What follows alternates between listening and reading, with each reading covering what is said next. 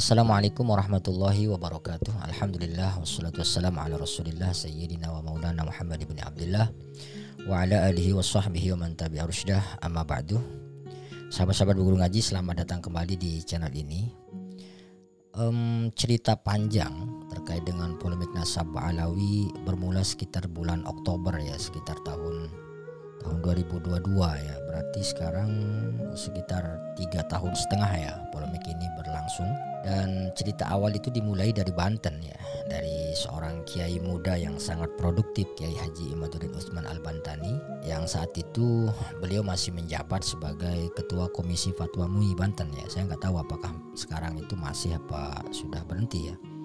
Beliau juga di PCNU itu sebagai salah satu pembina kalau nggak salah ya di RMI Banten, dan beliau juga ini adalah pengasuh ya Pondok Pesantren Nahdlatul Ulum Cempaka Kresek ya.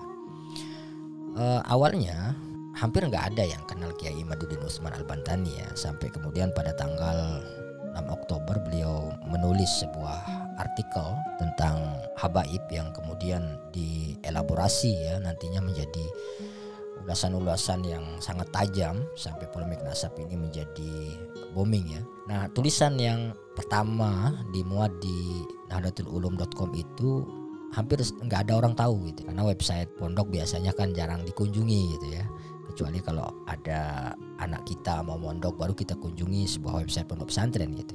Nah, beliau tulis di website pondok pesantrennya. Lalu pada ya sekitar sebulan ya setelah itu, bulan November ya, salah seorang aktivis NU yang juga intelektual muda ya, Dr. Syafiq Hasyim, yang kita tahu juga aktif di GeoTimes, sebuah media online yang dikenal cukup moderat ya di dalam kontennya, bersamaan muncul dengan beberapa media-media moderat lainnya seperti Islami.co dan lain-lain. Itu Dr. Syafiq mengamplifikasi tulisan Kiai Imat ini di website tersebut ya, di GeoTimes, dan dari sanalah kemudian akhirnya polemik nasab ini menjadi sebuah pembicaraan publik ya. Ditambah lagi tidak hanya ditulis oleh Mas Syafiq, itu waktu itu beliau buatkan juga satu video yang kemudian videonya itu viral gitu ya, luar biasa, banyak sekali penontonnya. Saya belum lihat lagi nih video itu sudah ditonton berapa kali. Dari video tersebut kemudian muncullah beberapa youtuber lain gitu ya. Salah satunya itu adalah KBN Nusantara ya, Gusmar, itu yang mengamplifikasi juga polemik ini. Lalu ditambah lagi dengan narasi-narasi yang beliau sampaikan oleh Kiai Imat melalui tulisan itu di RMI Banten ya .com ya, kalau nggak salah .com apa .org ya, saya lupa. Dari sanalah kemudian cerita ini bermula gitu ya. Nah, cerita ini sudah berkali-kali Kiai Imat sampaikan di beberapa podcast ya, di ceramah-ceramahnya di berbagai tempat. Dan saya yakin banyak di antara kita yang sudah familiar, yang sudah mendengar cerita ini. Tapi mungkin kesannya di video-video yang ada itu agak formal gitu ya, bahasa juga yang pasti akan dipilih gitu. Nah, ini ada satu video terbaru Kiai Imat ya, yang baru saja saya temukan, itu diposting oleh salah satu channel, itu channelnya Syarif Asli ya, itu nama channelnya Syarif Asli. Nah, di video ini Kiai Imat ini secara santai ya, secara gayang gitu ya, menceritakan ulang kronologis polemik ini dengan sangat-sangat lengkap, dan konteksnya beliau ngobrol kali ini itu bukan dalam suasana yang formal ya. Menariknya di dalam video ini Kiai Imat diberikan pertanyaan-pertanyaan yang polos ya dari para kiai-kiai ini ya. Mulai dari soal terkait dengan tangkapan beliau terhadap Kiai Syarif Tegal yang baru lalu kontra ya dengan Ansor Jawa Timur. Lalu bagaimana respon para kiai-kiai pesantren ya, khususnya yang ada di kampung-kampung dalam menanggapi tesis Kiai Imat, sampai beberapa persoalan yang cukup lama ya, seperti masalah Qori yang tiba-tiba pindah haluan gitu ya. Kemudian juga ada obrolan tentang Rotibul Haddad, ada obrolan tentang Sulamut Taufik. Ada satu lagi yang yang menarik dari pernyataan Kiai Imat di dalam video ini. Sekarang ini kata beliau banyak sekali kiai-kiai yang menyatakan dukungan kepada beliau. Bahkan ada yang sampai taslim mengakui kebenaran dari tesis Kiai Imat itu. Namun sepertinya ada sejumlah keengganan ya untuk mereka ikut terlibat secara frontal ya dalam mengkritisi nasab ini, karena rata-rata mereka punya persoalan yang sama, yaitu nggak enakan gitu, nggak enak ya merusak hubungan baik mereka mungkin ya sama para habaib senior mungkin ya, atau dengan mukibin yang merupakan saudara sendiri kadang kan. Nah lucunya Kiai Imad itu ibaratkan seperti Abu Thalib yang sangat mencintai Rasulullah, bahkan percaya kepada Nabi, cuman beliau tidak mau beriman gitu. Alasannya apa ya? Salah satunya ya karena enggan kepada para tetua kaum Quraisy waktu itu ya untuk meninggalkan tradisi jahiliyah mereka. Nah kiai-kiai ini banyak yang bahkan menyatakan lewat telepon, lewat WA gitu, menyatakan dukungan kepada Kiai Imad, tetapi mereka sekali lagi tidak ingin ya kontras secara langsung dengan Ba'alawi, para habaib ya, termasuk para mukibin yang termasuk saudara-saudara mereka juga kadang-kadang gitu ya. Karena video ini cukup panjang teman-teman, sekitar 1 jaman ya, kita akan simak, tapi suaranya memang agak kurang bagus ya. Saya sarankan sahabat-sahabat bisa menggunakan headset mungkin ya untuk mendengarnya lebih jelas ya. Kita simak ya. Gubernur diambil, kesejarahan ulama dari Muhammad bin Ali Al-Fala'i diambil, dijadiin satu untuk orang yang sama sekali tidak ada sosoknya.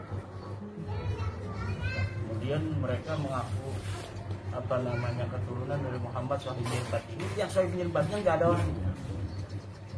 Sahib Mirbat nanti bin Ali bin Alwi bin Muhammad bin Alwi bin Ubaid.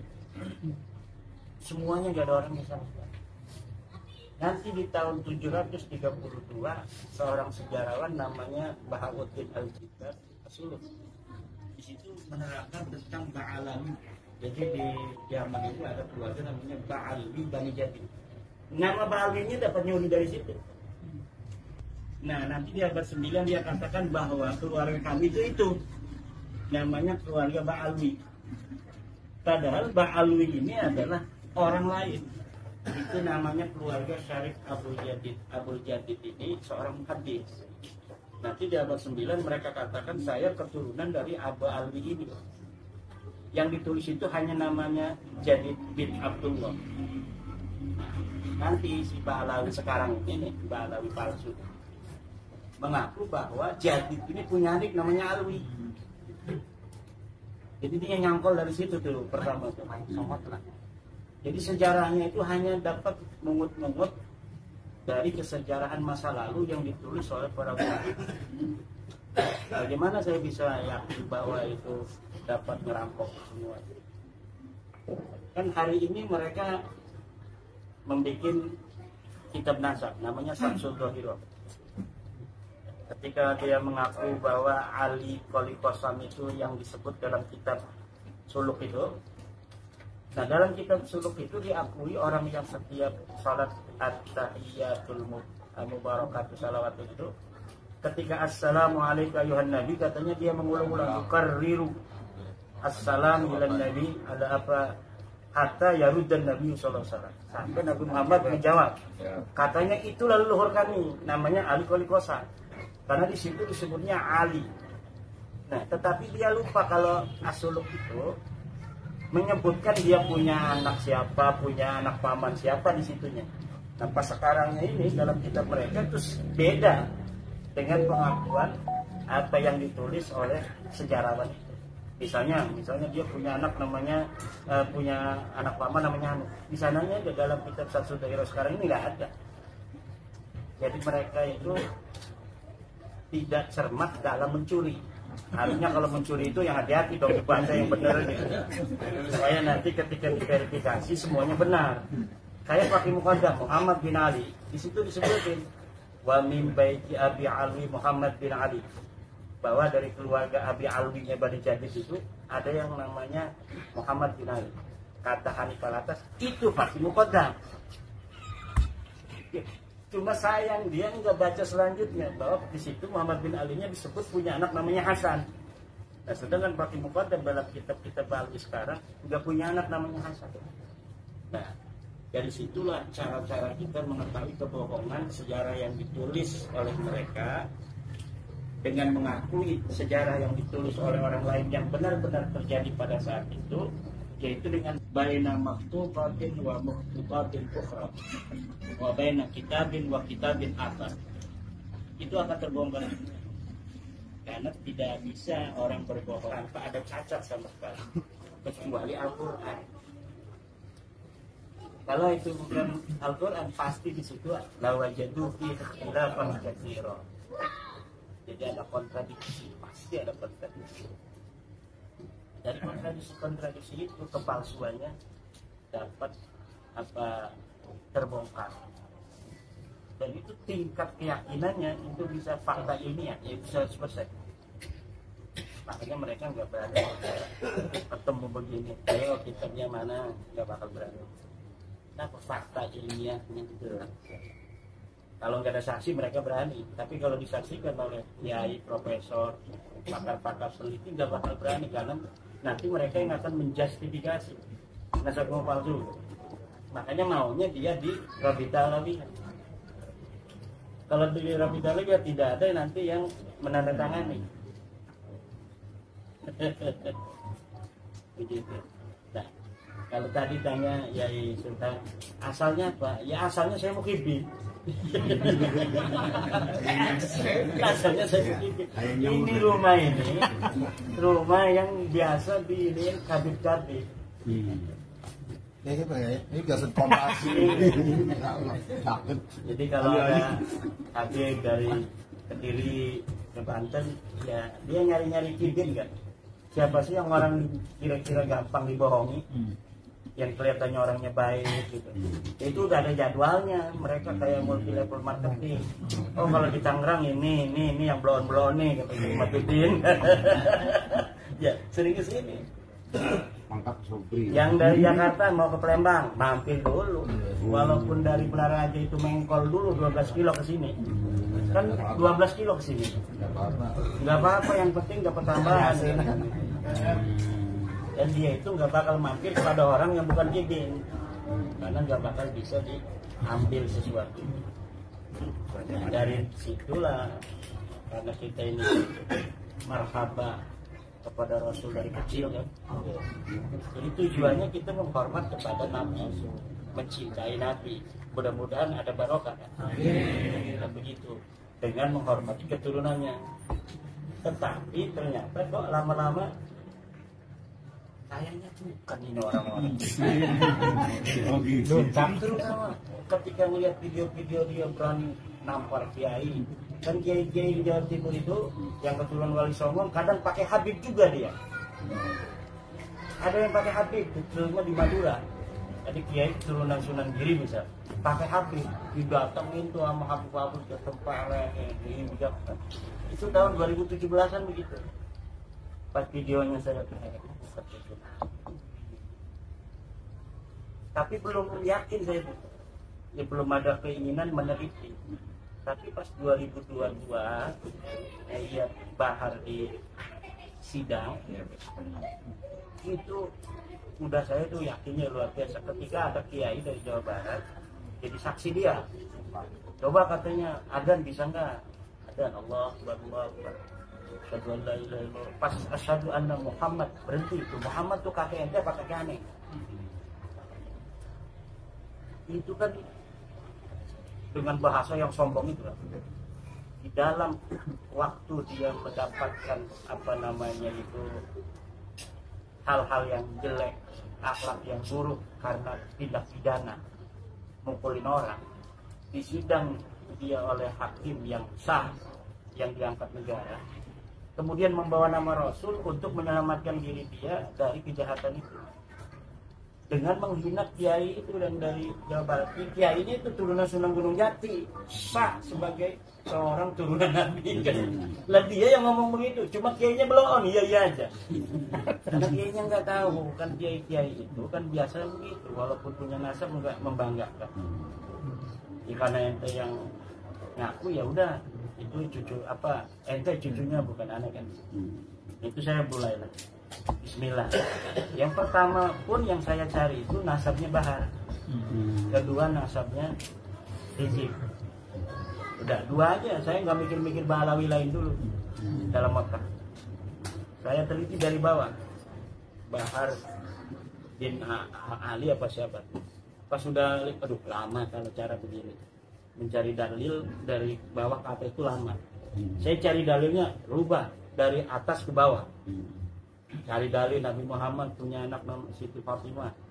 Cari hadis ada. Kalau anak Fatimah tuh bintu Rasulullah SAW ya. Ya itu kan dalil kan. Dalilnya wahyu berdasarkan hadis Rasulullah Muhammad SAW. Kemudian Sayyidatuna Fatimah punya anak Husain. Ada nggak dalil? Banyak. Ada hadis-hadis. Kemudian terus sampai Ahmad bin Isa Sahih. Kitab-kitab nasab sudah saya kumpul. Pas giliran dari Ahmad bin Isa punya anak Ubaid nggak ada mentok. Saya kuyang juga. Ini baru 11 nama udah mentok begini.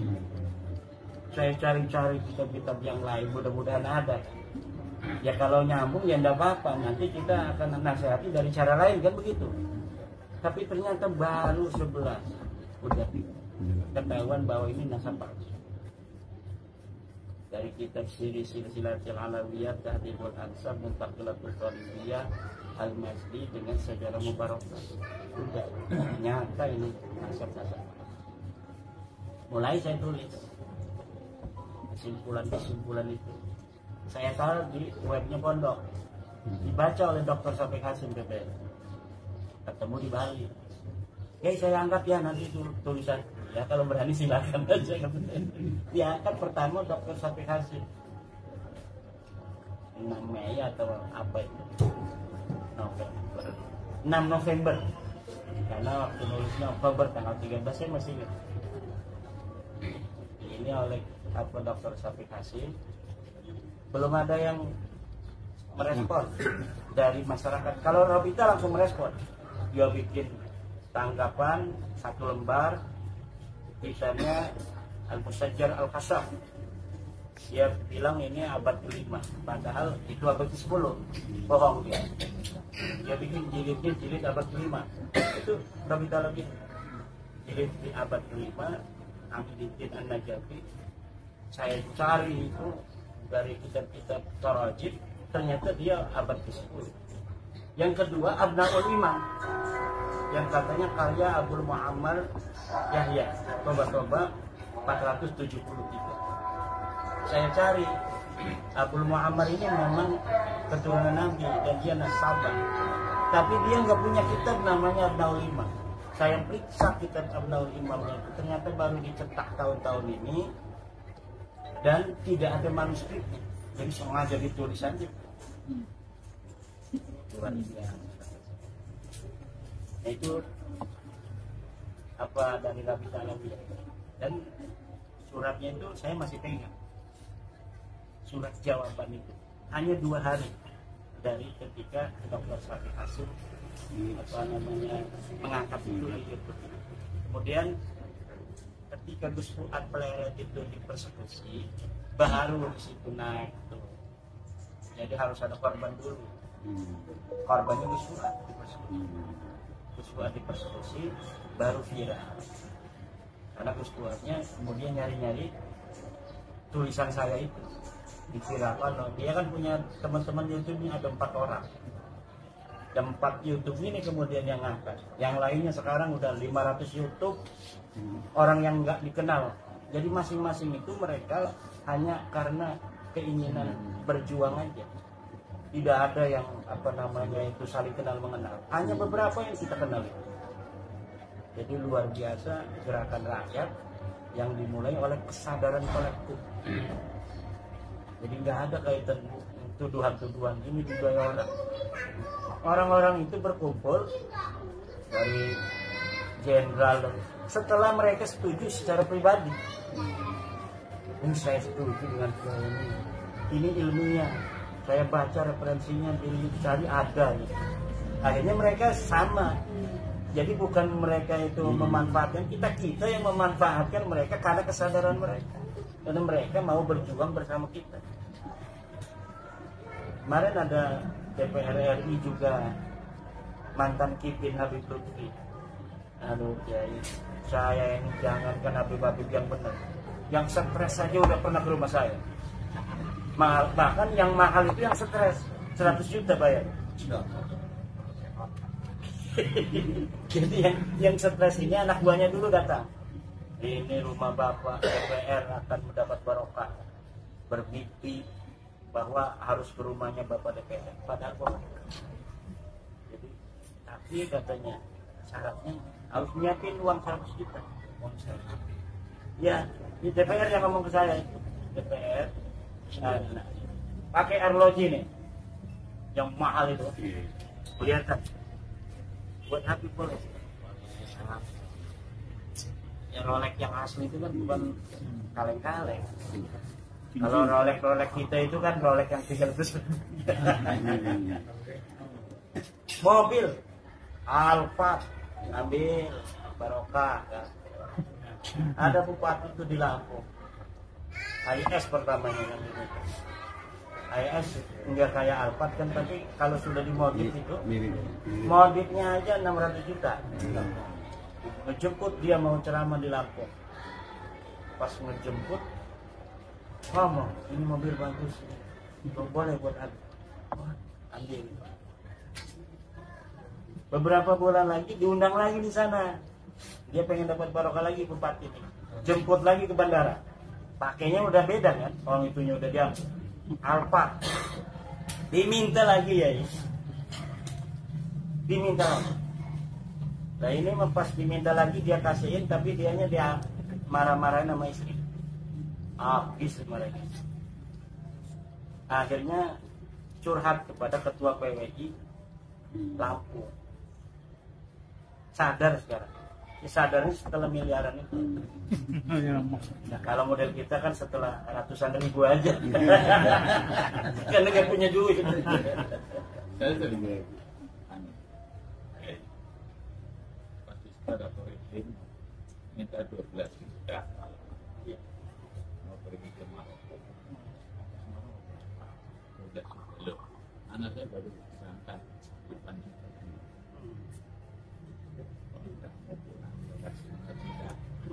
Gampang. Nah, sudah minta nomor ini. Yang masih nomor ini, ya kita dengan kapan ya ibu masih kosong? Saya hanya minta nomor. Iya. Tapi 5 juta sih. Di bawah.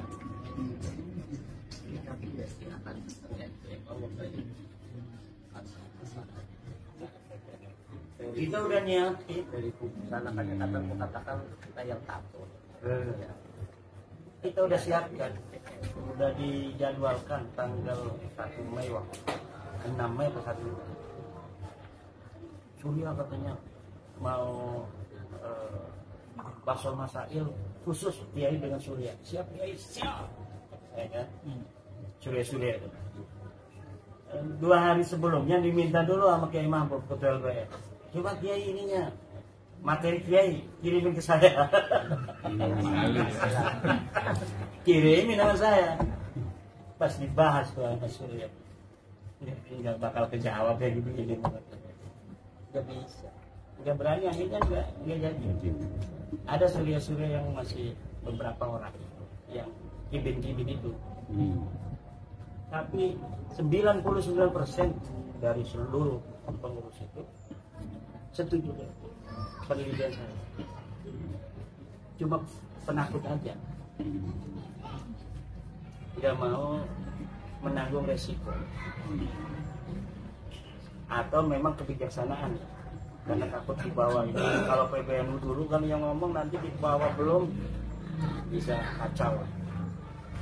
Cuma ya kita hormati aja, masing-masing punya pemikiran, dan kita kan mempunyai sebuah keyakinan kulo yajri bi ajali musamma itu, bahwa semua juga itu proses-proses itu kan sudah ditentukan juga sama Allah. Nah itu kan yang terbaik mungkin untuk saat ini. Makanya saya itu nggak pernah ngomong jelek tentang Rais Am kita. Walaupun Rais Am itu belum setuju lah dengan penelitian saya, cara-caranya mungkin. Kalau isinya mungkin setuju, tapi caranya gitu, saya terus ngomong-ngomong masalah ini di depan publik itu nggak setuju. Saya tidak pernah ngomong jelek tentang beliau. Karena mungkin ini adalah cara Allah agar masalah Nasabalawi ini mulus dengan seorang orang Islam seperti beliau, dengan ketum seperti Gus Yahya ini, dengan muter-muter kalau ngomong kan nggak bisa dipahami orang tuh, saking takutnya itu mungkin yang terbaik. Kalau kayak Kiai Said orang pemberani begitu, kalau setuju dia bela, kalau nggak setuju bisa jadi kita langsung dihabisin karena pemberani. Orang Cirebon ngomong langsung kan, bisa jadi nggak kayak begini kesadaran orang. Belum apa-apa dia baca udah nggak setuju dulu ngomong nanti. Ini mungkin yang terbaik. Kita punya Rais Am Kiai Miftah, kita punya ketumnya Gus Yahya, ini mungkin yang terbaik untuk bab nasab ini. Rais Amnya begitu, tapi belum pernah ngomong bahwa penelitian saya salah kan. Cuma cara-cara saya ini. Kemudian Gus Yahya kalau ditanya muter-muter kemana, kadang ngebela kita kelihatan, kadang ngebela sana kelihatan. Nah itu mungkin yang terbaik untuk masyarakat NU, warga NU khususnya, agar terbebas dari belenggu Pahlawi ini. Itu saya punya keyakinan. Teman-teman kita kayak Ki Syarif Tegal, kalau ngomong ya Allah kata saya, yang kena kan nanti kita sebagai warga NU enggak inilah, masa kita ributnya dengan saudara. Kalau kita pengen niatnya memerdekakan warga NU, kemudian malah kita sibuk dengan NU sesama NU sendiri. Ya. Ini tesis jenengan kan berdampak positif. Ya. Nasab mereka itu terbongkar ternyata terputus, dan akhlak yang sama sekali jauh dari akhlak Rasul juga makin terbongkar, dan politiknya juga akan ke khilafah. Langkah-langkah mereka pemalsuan sejarah nasional, sejarah NU, pemalsuan makam, ini jelas ada misi tertentu yang mesti itu ke depan. Kalau tidak boten wonten tesis jenengan, ini kula khawatir niku sekian puluh tahun ke depan Indonesia mungkin bubar. Wonten. Wong nek ngaten mawon iku kan berani mengajak perang. Iki ngatasi Junggaipi ya, berani perang dengan Nusantara. Jangan se-Nusantara, orang Tegal aja beres itu. Pertanyaan kula ki, sing kula masih ganjal. Kula niki nggih alhamdulillah masuk. Nggih niku arane berarti pengurus PWI lah. Tingkat kecamatan. Masya Allah.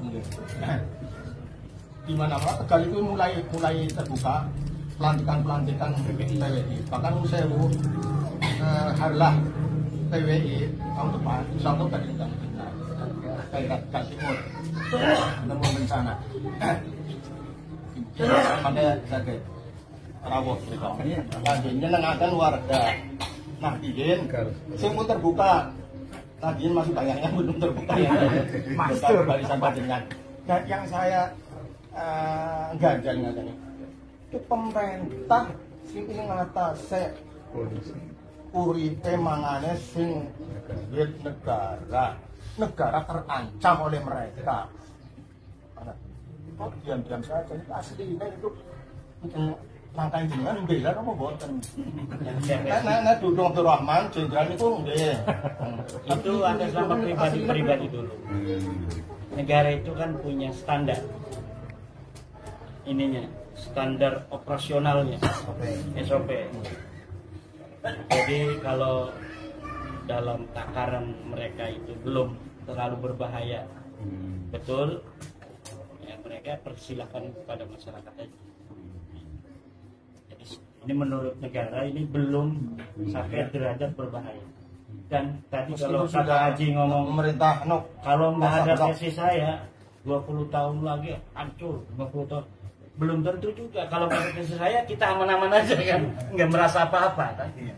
seneng aja jadi budak kan. Jadi meja.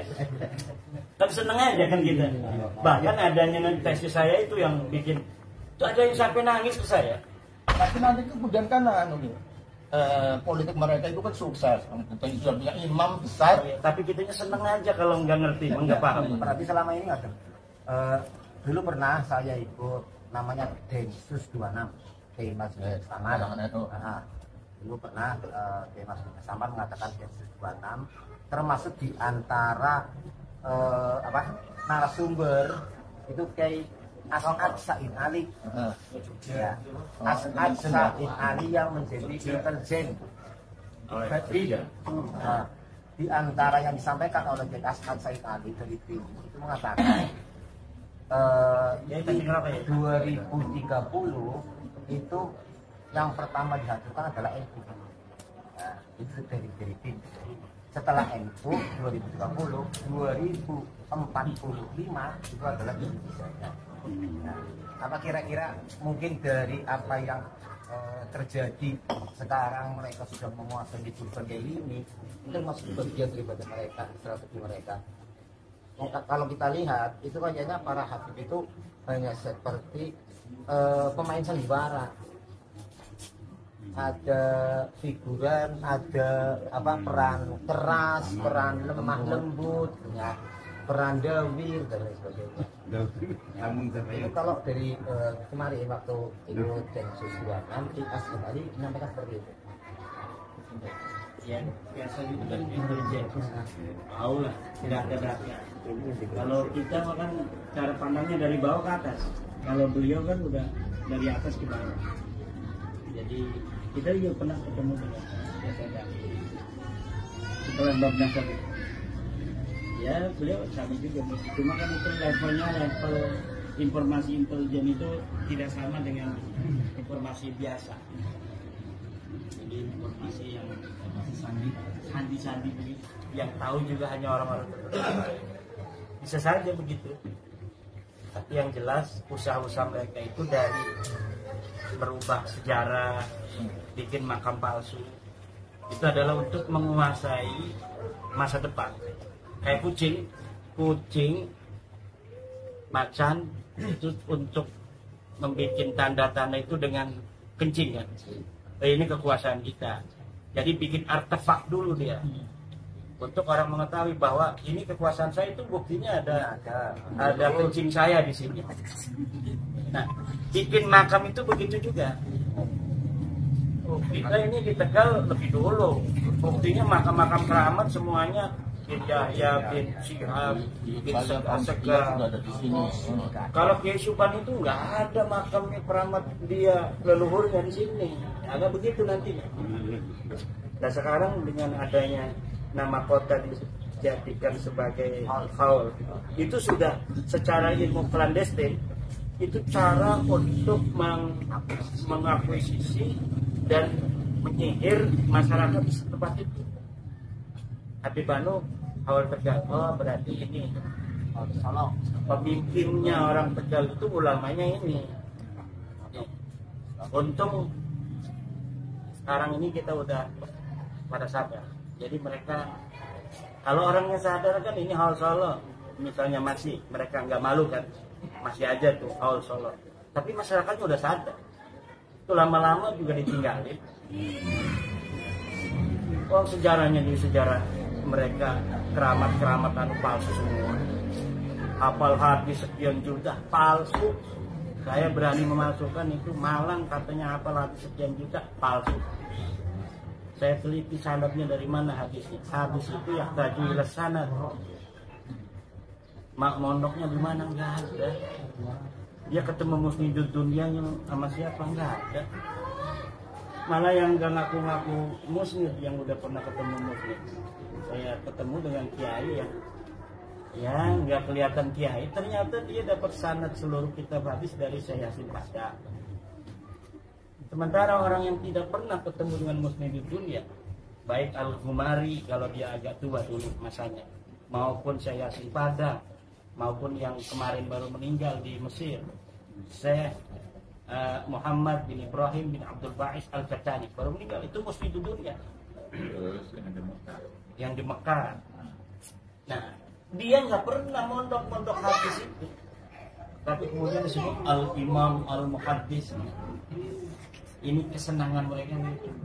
Nah, sekarang saya sudah menemukan 12 kitab Balawi yang menulis sejarah Indonesia tentang masuknya Islam di Indonesia. Semuanya keluarga mereka. Kitab-kitabnya nggak beredar di Indonesia, tapi beredar di luar negeri. Jadi orang luar negeri itu mengetahui sejarah masuk Islam Indonesia itu dari Balawi, bahwa yang nyebar itu Balawi. Ya Allah. Jadi benar-benar Wali Songo dari sebelumnya itu akan menghilangkan dari itu peran-peran penyebaran agama Islam di Indonesia. Hebat gitu. Kok saya kadang-kadang nanya ya, kok Allah membiarkan kok Allah membiarkan, bahkan di antara mereka berpuluh-puluh tahun masih kelihatan mulia. Ternyata memang Allah itu sifat Rahman Rahim, kasih sayang, istidrojnya itu kadang lama. Makanya mereka merasa benar. ya orang Jawa begini, Iya, detik-detik ala cita-cita kalau kata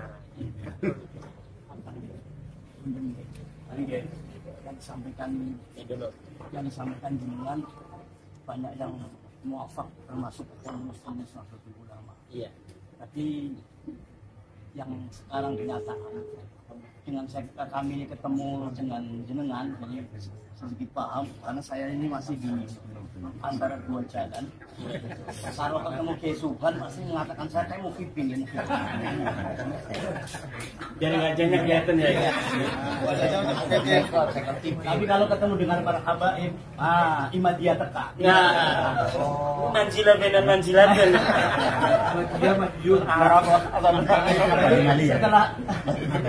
Setelah ketemu dengan Pak Kiai Imad, kita melihat yang jambul ini dikit tapi masya Allah.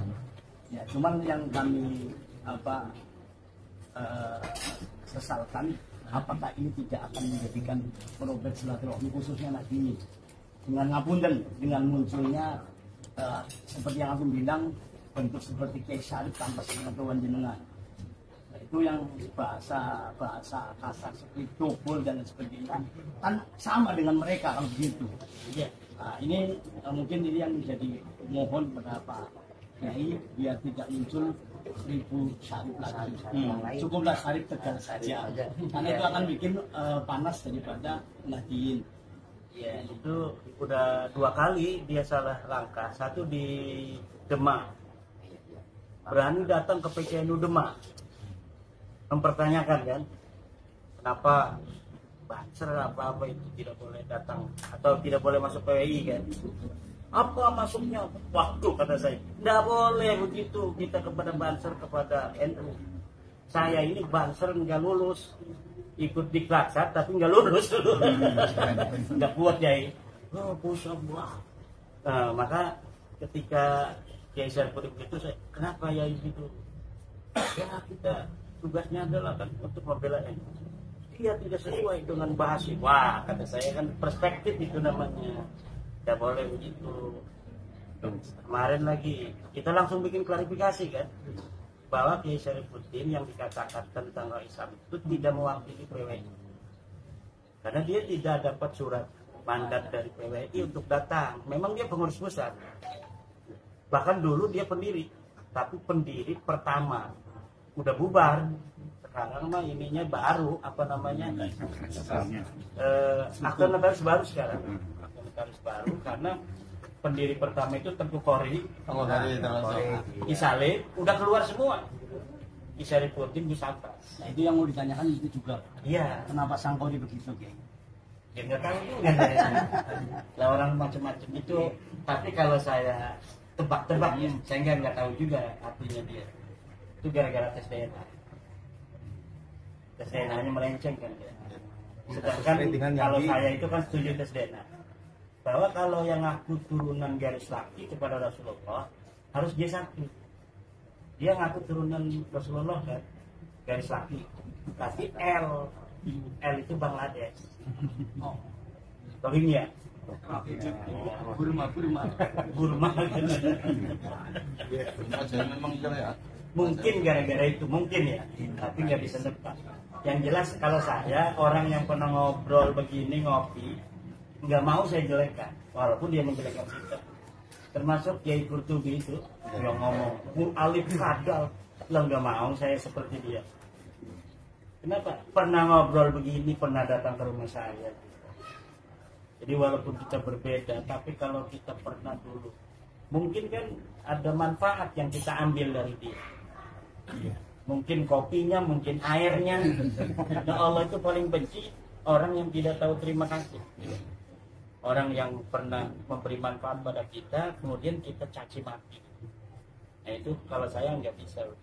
Karena ya biarin aja orang mau bersikap kepada kita, tergantung daripada cara dia memaknai kehidupan, memaknai pertemanan. Orang dia pernah bareng dengan kita kan, naik mobil, ya tentunya ada aja mungkin dia memberi manfaat pada saya memberi manfaat pada dia. Yang jelas kalau saya tidak mau mengungkit-ungkit dari kebaikan yang pernah saya berikan, nah, walaupun dia ngejelek-jelekin, itu Kiai Imad kalau ngajak saya paling asik katanya bisa buat beli terasi doang katanya. Enggak sama. Ada orang tanya, apa sih manfaatnya? Kalau manfaat saya kurang tahu, masalahnya. Iya. Apa manfaatnya guys? Tidak ada teori itu. Kiai Andik Muhammad ketemu saya. Ngobrol saya Gus Solil dengan Kiai Anik. Kiai, semenjak tesis Kiai itu gak ada yang main-main ke rumah saya, Habib Kiai Anik. Tapi untuk ngomong gak berani itu Kiai sepuh itu. Tapi kalau mengenai manfaatnya, maslahatnya itu kayak kata Yai itu kan, ya memang Kiai itu yang paling pertama. Sini masih ada satu Kiai itu yang sering didatangin Habib itu yang tidak memberikan pendapat dia. Jadi ada satu Habib di kampung sebelah itu, kalau datang itu dia mampir ke 5 Kiai. Biasanya dia minta satu kambing itu. Nah yang lain udah pada sadar, didatengin saya mau ikut Kiai Imad, gitu. Jadi nggak berani minta. Nah masih ada satu namanya Kiai Usman, dia nggak ngomong kalau saya ikut Kiai Imad. Jadi akhirnya biasanya dia satu kambing, karena 5, sekarang dia semua 5. Dia temannya datang ke saya, Kiai kasihan itu Kiai Usman. Kenapa? Biasanya cuma satu dimintanya, karena dia nggak terus terang, nggak enak katanya ngomongnya sama orang yang udah kenal kan, nggak enak. Jadi dia nggak ngomong kalau udah nggak percaya. Jadi dia dimintanya sekarang 5. Biasanya cuma satu, karena sekampung itu ada 5 kiai. Nah, itu kasih. Ya kenal saya orangnya, yang lapornya kenal, dianya juga kenal.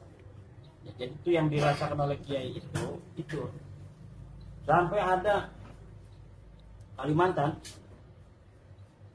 Kalau dulu di Kalimantan itu kalau ada Habib udah, kalau nggak ngasih takut walak ya. Sekarang mah dia, nih sekarang walaupun kelihatan masih mungkin orangnya terkenal sekali, sering ceramah. Saya nggak mau sebut namanya karena lingkungannya lingkungan Kibit. Dia pernah ngebel ke saya. Sekarang kalau ada Habib kelihatan, udah saya katanya dari belakang aja kabur. Pernah pas dia pulang ke rumah, udah ada di ini, dia ngerangkak katanya supaya nggak kelihatan. Gara-gara nggak enak kalau nggak punya uang atau dia nggak mau ngasih, tapi ketemu, lebih baik nggak ketemu. Nah, kalau kita mana yang udah berani, dia boleh datang, tapi kita ngomong, itu bukan cucu Nabi, gitu aja. Dia nggak bakal berani apa-apa. Mulai waktu dia sedang sama berarti saya ini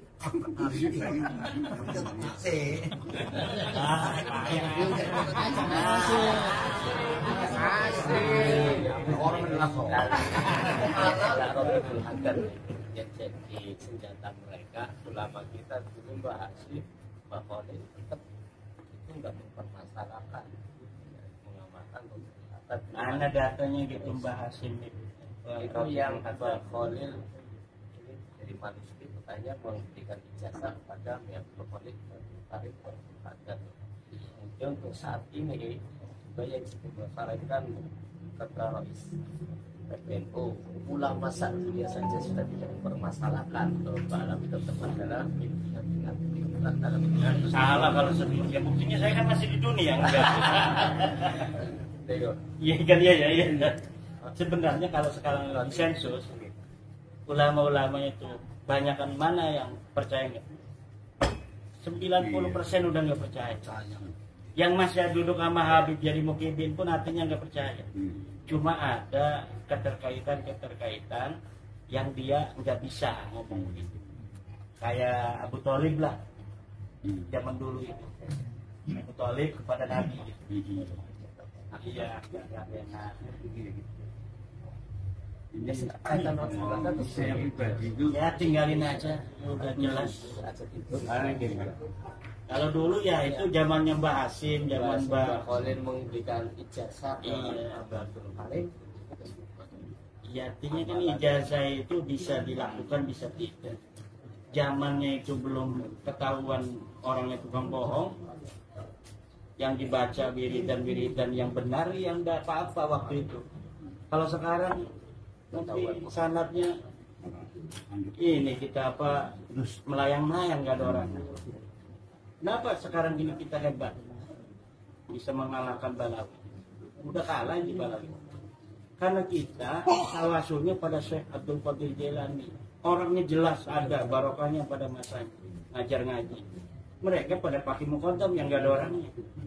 Ya kita minta bantuan ya Syekh Abdul Qadir Jailani. Langsung Syekh Abdul Qadir siap. Kadang kata dia, pakai muqaddam. Jatuh ya. Ya salah udah dia. Nah orang kita minta. tapi ada ya Habib itu ada yang kita dan subhan itu imannya sudah terpegal dengan Ini ada nggak? Iya. Saya ini kan dari kampung ya, banyak kiai-kiai yang di desa-desa yang sudah dulu ngajari orang-orang, tapi harganya lebih rendah dibanding mereka itu sekarang. Ini karena hari ini saya pribadi mendapatkan ilmu yang lebih jelas, walaupun kemarin ya sudah jelas, tapi ini lebih jelas karena langsung dari sumbernya. Bagaimana dengan agar tidak terlalu lambat, ada sistem apa memang dari kiai apa dari mana, bahwa kiai-kiai pondok itu ada 1-2 yang izinnya diberi ada waktu apa bentuk seminar kecil-kecilan atau gimana, sehingga mereka itu rasa tanggung jawab dari pesantrennya itu sendiri nanti untuk bisa mengedukasi kepada murid-muridnya, intinya kepada santri-santrinya. Karena sebenarnya seperti yang disampaikan oleh Bapak itu, Pak Kiai, tadi masih banyak kiai-kiai di kampung-kampung itu katakanlah masih baru dalam hal ini. Iya. Sehingga kalau memang itu ya memang yang ditulis itu sudah jelas, cuma kan mereka tidak semua itu memiliki dan tidak mau membaca. Jadi biasanya gini, saya yang orang yang di desa, saya sebagai santri atau kiai kecil itu akan makmum kepada guru saya, sedangkan guru saya itu biasanya karena doktrin kami dulu itu Solo nggak usah banyak-banyak ngaji, kiai-kiai terlalu banyak biar tidak bingung. Sehingga akhirnya kan kadang-kadang gurunya cuma satu. Nah guru satu itu guru yang mendoktrin, kan malah repot lagi gitu. Iya. Maka yang dari kata itu ada sistem, istilahnya ada seminar, pencerahan bentuk apa itu, sehingga insya Allah akan cepat untuk masuk ke kampung-kampung. Iya. Itu yang pertama. Yang kedua tadi sebagaimana yang disampaikan oleh Ustadz ini apa tentang rotibul haddad, Saya memang apal malah itu. Ada sakron dan sebagainya. Iya. Tapi setelah informasinya kok seperti ini tidak tersambung kemana sehingga iya saya malah sementara karena Ratibul Hajat itu katanya yang menyusun adalah ulang besar Imam Rifai, saya malah tambah ila ruhi Imam Rifai wa usnaihi wa ukhruhim. Saya tinggal. Ya, tapi kan saya akan menyampaikan kepada keluarga teman-teman, tapi mudah dihapus saja kan nggak enak. Memang kan begitu. Nah itu saya mohon Ratibul Hajat itu kalau memang jelas bahwa itu dari Imam Rifai, coba disusun Imam Rifai dan siapa terus bisa kami ini insya Allah akan terima itu. Masa saya lebih senang karena memang ada muasir yang tersambung kepada sana.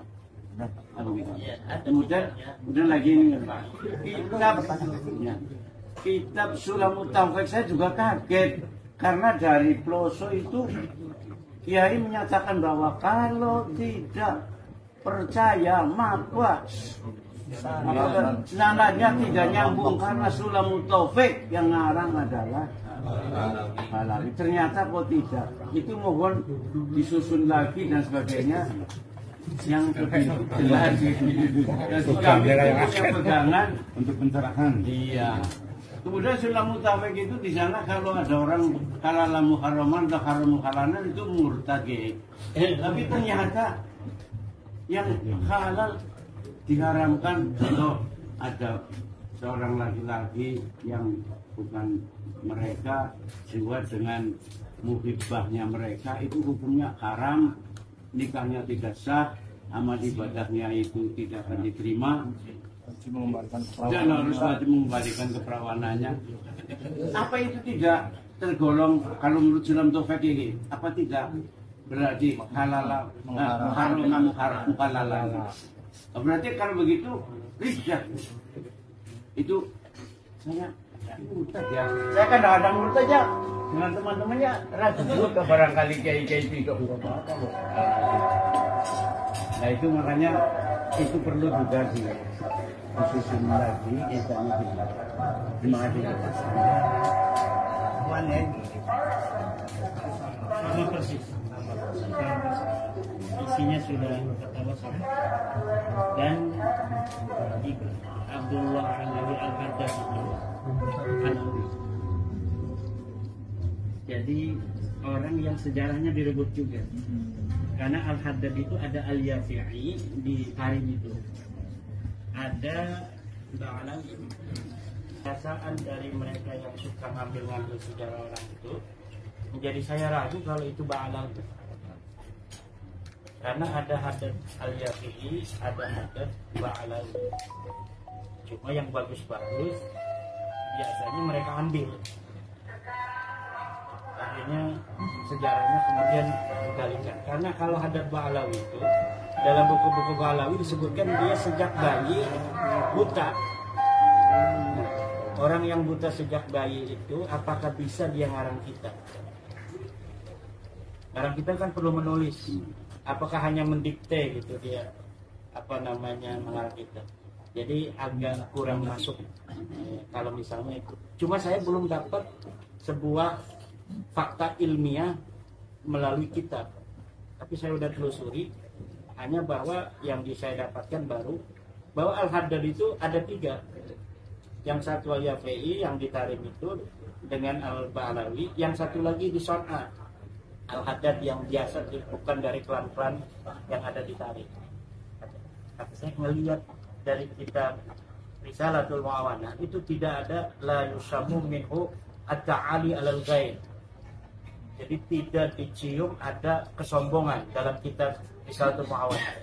Beda dengan kitabnya Abdurrahman Al-Mansur, kitab yang sering jadiin Fasul Masail itu, Bughyatul Musassili.